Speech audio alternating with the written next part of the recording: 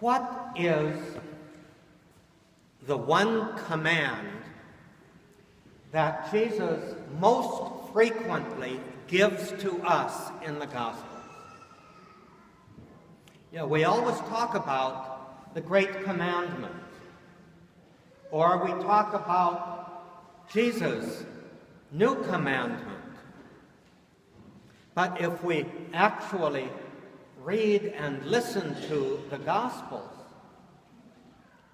what Jesus commands more often than not is, do not fear. Do not be afraid. It seems Jesus knows us very well. He knew his disciples very well. And he knew that the thing that blocks us the most from hearing him, from letting him come to us, is fear. Now, that fear, as we see it in the Gospels, can take several forms. It could be fear of something terrible about to happen. For example, the disciples were in the boat on the Sea of Galilee, and a great storm comes up, and Jesus was not there with them.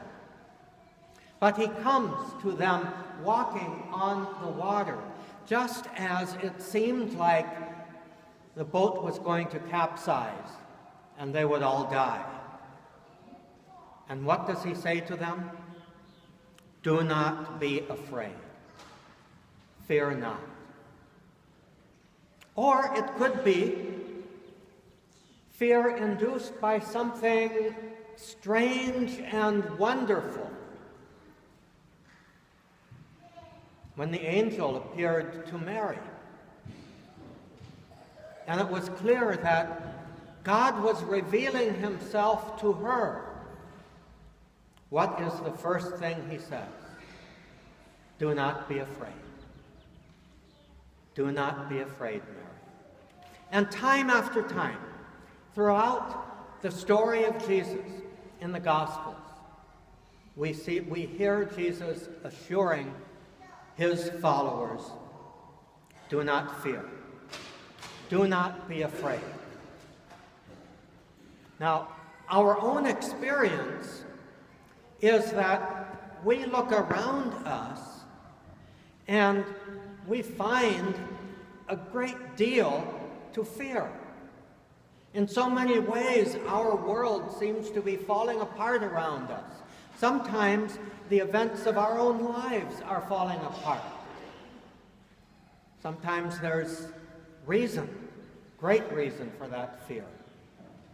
And yet, the consequences of fear are so often hatred, violence, walling ourselves off from others in a kind of me-first self-protection. And we experience the other kind of fear also. There's very few people who actually get up and do anything before others who don't experience stage fright.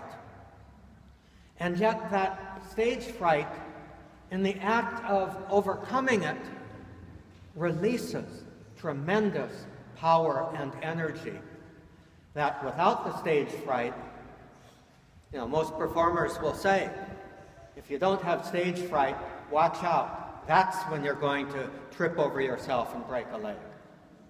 So, fear that is overcome can produce great good.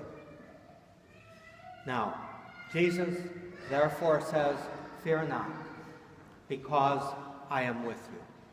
I mentioned at the beginning that today when we gather, we are not celebrating the event of the resurrection as if it was something that you could capture on a video camera, take out your iPhone and get a selfie with Jesus as he is rising from the dead. And movie makers have tried, always unsuccessfully, to in some way capture on film the moment of Jesus' return to life, the moment of his resurrection. I say always unsuccessfully because that is an unimaginable event. The Gospels do not record, and notice this, if you read the Gospels, they do not record the resurrection of Jesus. They record the empty tomb. They record the discovery of the empty tomb. And then they record the appearances of the risen Jesus. And so what we are celebrating is the risen Jesus and his continued presence with us. Now, one thing that is kind of interesting for us to realize in the telling of the discovery of the empty tomb and the appearances of the risen Jesus, we find that command repeated twice. Did you notice it in our gospel this morning? First, when the disciples go to the tomb on the morning of the first day of the week, Easter Sunday morning, they discover the stone rolled away and there was an angel. And they were frightened. And the angel says, "Do not be afraid." That's the first time we hear it in our gospel this morning. Then he tells them, remember that Jesus told you to return to Galilee. Go back from Jerusalem up to Galilee. Go back to where it all began. Go back to the beginning. And he will see you there. But it doesn't quite happen that way. Because as they are returning in fear and in joy to announce this good news of the risen Jesus to the rest of the disciples, Jesus appears to them. And for the second time we hear, "Do not be afraid. Do not be afraid. I will go before you." Jesus will go before you to Galilee. Jesus will go before you as you go back into your own origins, your own past, your own history. Psychologists tell us that the way that we can overcome the fear that blocks us in our life and creates negative, problematic behavior in our life, the way to overcome that is by going back to discover the source of it. Going back and discover that in the source of what we fear, we will find the healing presence of Jesus. And then we can return renewed and return empowered to address not only our own fears, but the fears of others as well.